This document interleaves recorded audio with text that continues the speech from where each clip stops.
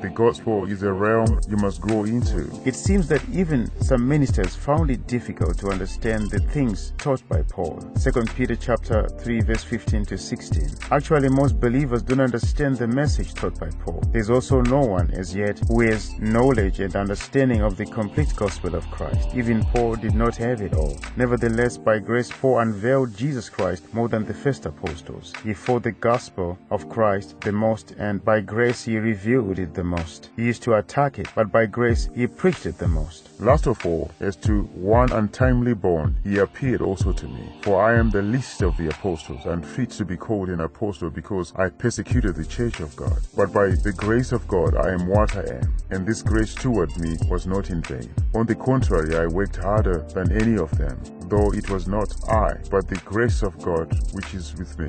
Whether then it was I or they, so we preach, and so you believed.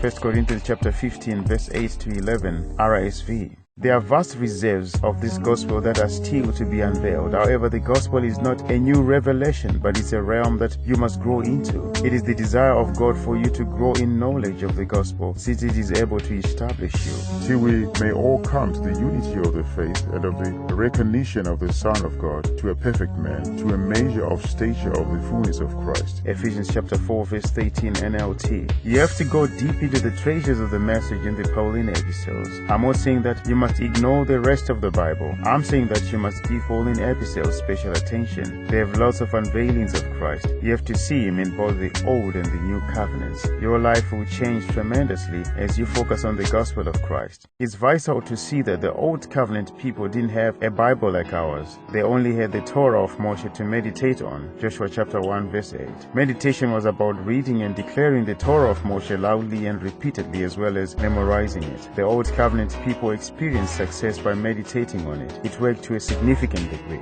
In the New Covenant, you don't meditate on the Torah of Moshe, you meditate on the gospel of Christ to yield wonderful results. When meditating, you read and declare the gospel of Christ repeatedly and loudly. You also memorize it. That's how you plant its seeds in the depths of your soul. When your soul is enriched by the treasure of the seeds of the gospel, you experience prosperity and excellent health.